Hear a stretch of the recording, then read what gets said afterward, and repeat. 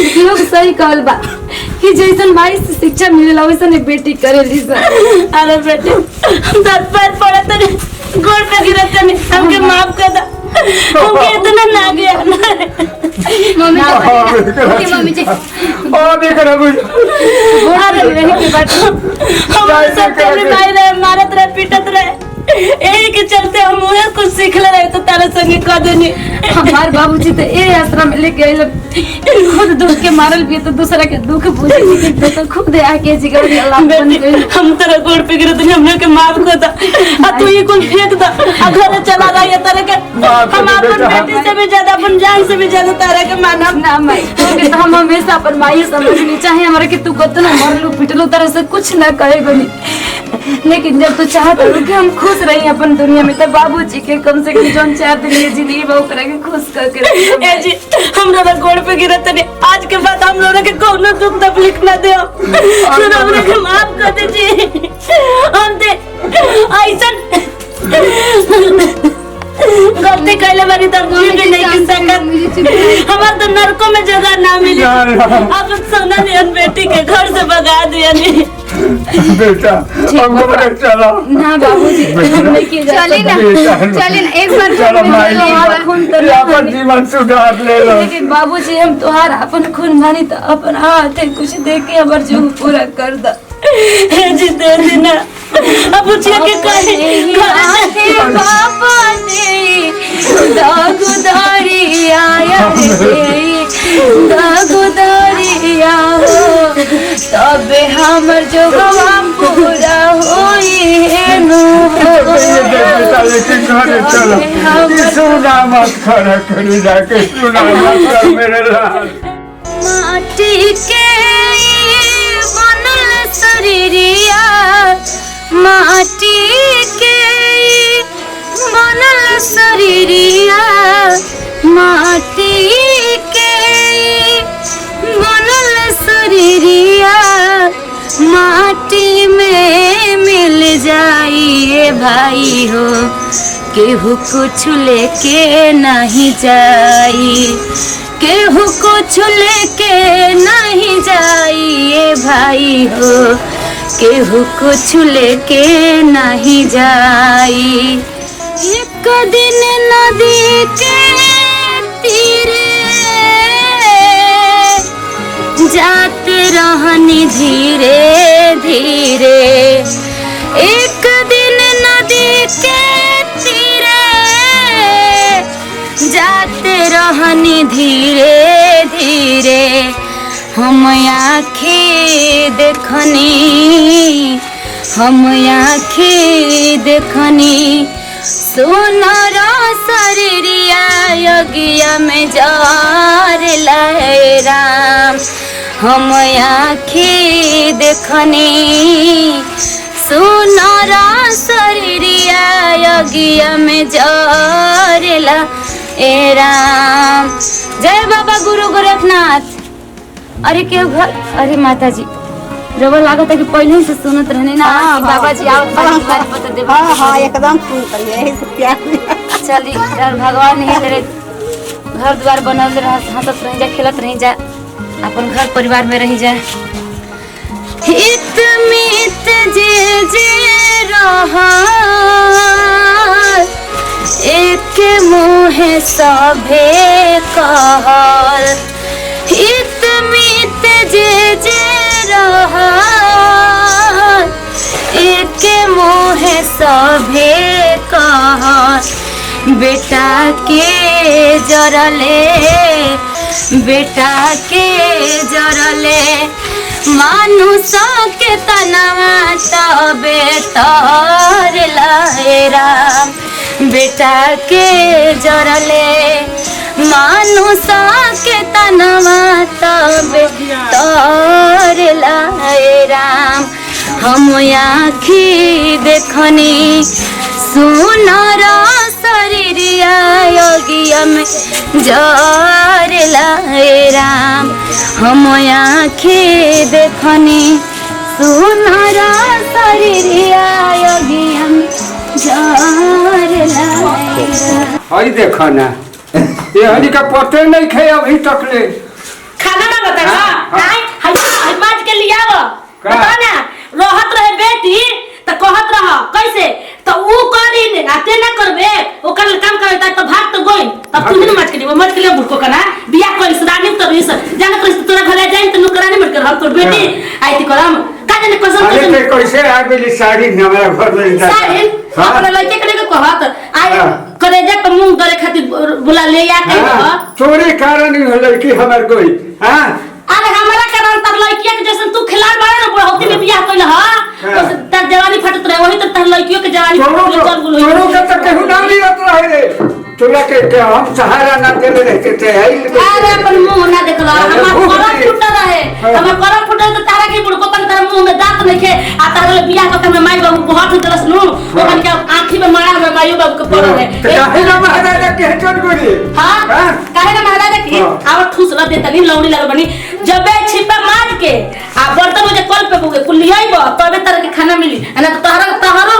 तारा लड़कियों से तार वक्त हाल करम अभी तू क्या जगह करम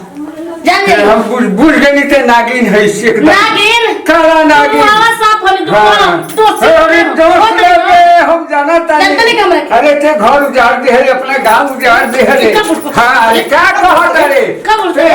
हां हमरा के मरबा तू हमरा के मरबा हो का? हमरा के मरबा बोल बा जा लेके उठे अरे मर्द मारन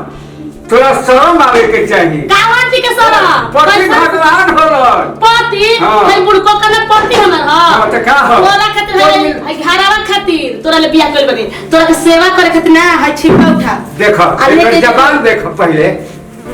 अरे तनी लजो रे लजो कहां चले जाए कहां चले जाए काहे ले जाए लजो काहे ले जाए अरे तनी दया धर्म होखे के चाहिए तोरा पास से ईमान धर्म तो घोर के पी गई स्वामी जी हां का भेल मम्मी जी तू आई लो देखे खातिर एक का देखो देखो? कि ना देखो ये। बहुत तनी नु देखो तो तू मदद भाग नु तेहू हाँ। सब तेलिए बड़े तो तेहू रहो सब तेलिए बोल हाँ। बोलिए दूरे रहो हमरा से हाँ। तेहू हमरा से मत बोल बनाए के बखिया के बना पूरा को कने के देखे के ससुर के तो देखा सा हमरा से केनो तो कुछ ना होई हाँ। बुझाई ना स्वामी जी काहे ऐसे देखो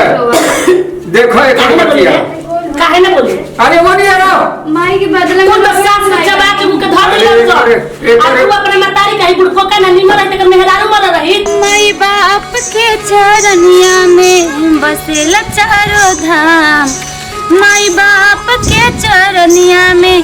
बसेला चारों धाम करिह माई के प्रणाम करिह बाबू के प्रणाम करिह माई के प्रणाम करिह बाबू के प्रणाम बाद में सीताराम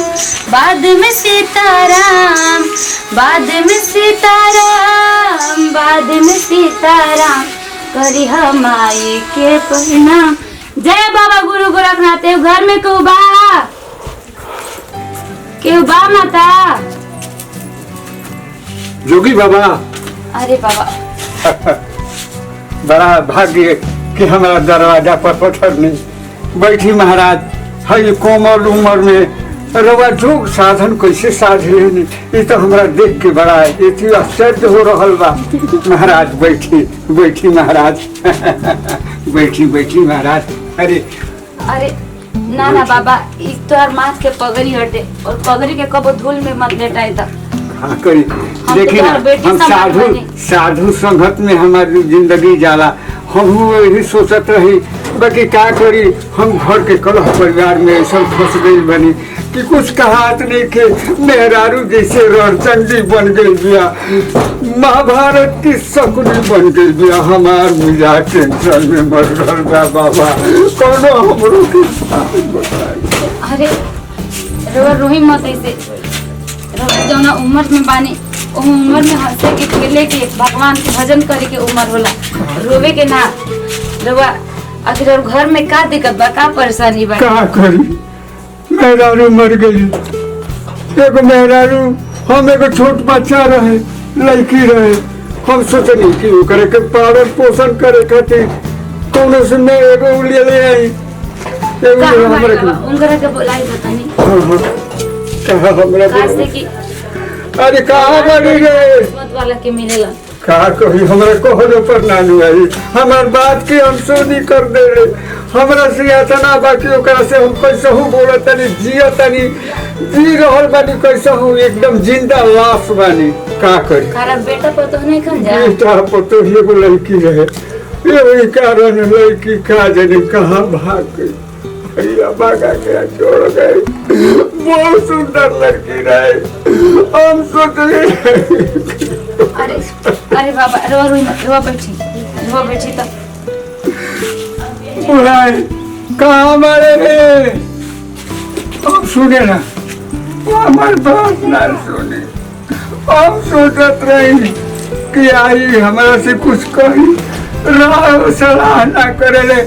अरे आज जोगी बाबा आई बानी महाराज तो बोला हम एक बार अपना और संग के समझाएं मतलब मम्मी मुझको कहना का जाने दुआरे पे क्यों ना मेहर दादा दादी का करता रे मुझको कहना का करता रे आई का करता रे बोल ना आ तू आई के बोल का मत हो तू आई के दुआरे पे लेक्चर दे तो हमने लोग तो कोनो जान ना हई बहुत ना जवान जेठ हो के आ ले ले बहुत सारा पेरा चलता भीख मांगत खा चलता रू काम करे के डरे अरे तेरी जबान पर लगाम दे काज जवान पे लगे तोरा काम करे नतिया आई ई बुढ़को कहना के जो ये तरह के जहर देख में ए छोड़ा पति परमेश्वर हो खेलक इनकरे पे तब तू इतना सिंदूर मांगी में भर ले पति परमेश्वर हो खेलन पति परमेश्वर तू निमर तो ताये जोग बनल तू जोगी कर तू ढोंग कइले बारू भीख मांगे का पेट चलावे खातिर कमाई में न त खाई बुढ़ा कमा के ना ले आई तो घर में दुगो बाल बच्चा रही तो कैसे खाई बोला अरे मम्मी अब जी बतावे के रखे जो उम्र में बड़ू उम्र में भगवान के संगे ऐसे ना करे के चाहिए ऐसे ना बोले के चाहिए हे भगवान तो के तो खुद भगवान के भजन करे के चाहिए और तू एगो भगवान के भक्त के इतना अपमान करता रू हम भगवान का भजन करी हम पहे जे बैठ के हरे राम करते हमरा गा दी खाना देबू खाई के कहना अरे मान भाव तनी लाज करी तनी शर्म कर लाज तने देख के आवत तो बोली हाँ। ए तू जा तो पहले हो तू जा ए नतिया के जहर दे ए मेरा मोई से दे तू जेबे कि ना खेतला निस्तान अरे माई ऐसे काहे माई हमरा के मत कहा अरे तनी शर्म कर मानो तनी कि तू हमर अपन माई ना तू हमर दूसर की है माई बाड़ू आखिर माई के गोद ले ले बाड़ू तो माई नु को तो के हमरा के तब 5 बरस की उम्र में घर से बेघर कर दियलू हम तो ये सोच में नहीं है कि अबू से तू सुधर को लोगबो हमार पापा के बुढ़ापा के सहारा बन लोगबो लेकिन तू तो पहले से भी जल्लाद बन चुकल बाड़ू हमके तो से ई उम्मीद ना रहे भाई सुन शर्म कर चंडा ई लक्ष्मी नहीं आई आज हे बाप के तुम मारे के कहता रो अरे तू जानता हो कि पति के महत्व जीवन में का हो खेला का बुझी अरे बेटे मुझे चाहे कितनो पहिर लायंगूठी के नगीना कि हो ना कही तो के कब हो सुहागिन एगो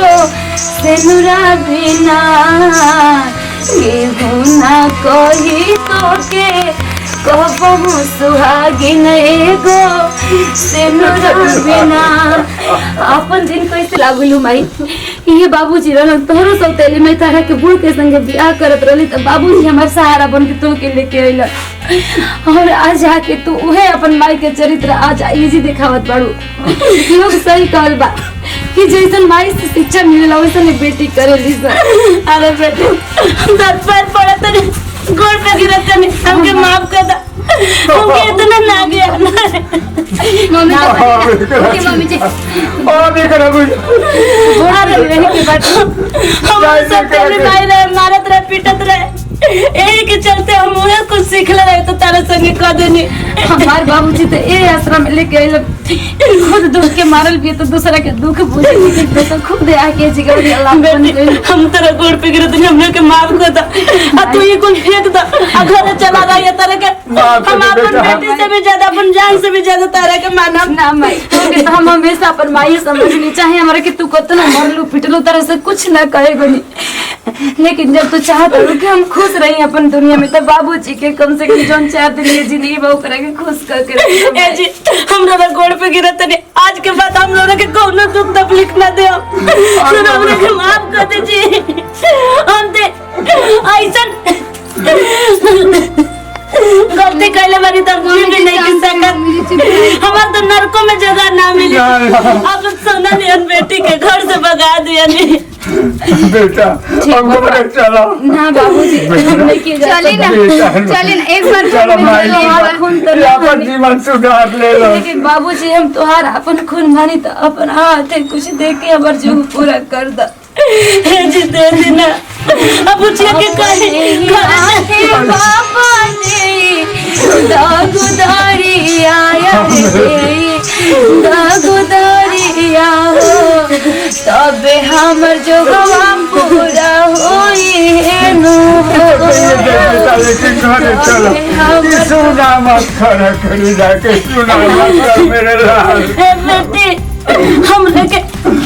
बेटी कहे के हक मत छीना चला बेटी। बेटा चलो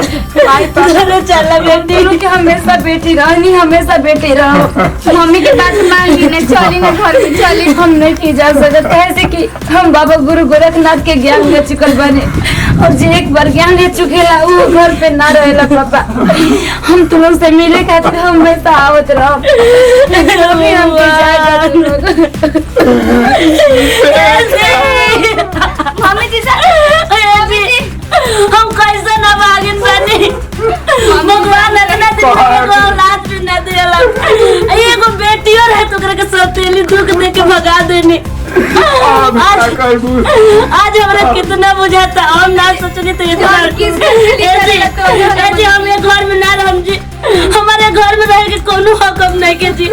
रौना कितना दुख तकलीफ देत रही ओ लड़की के कितना दिन हम जी के का करब। हम बुझाता नहीं मर जाए दिन जाके हम मर जाए। ऐसे हम ना रह। हे भगवान।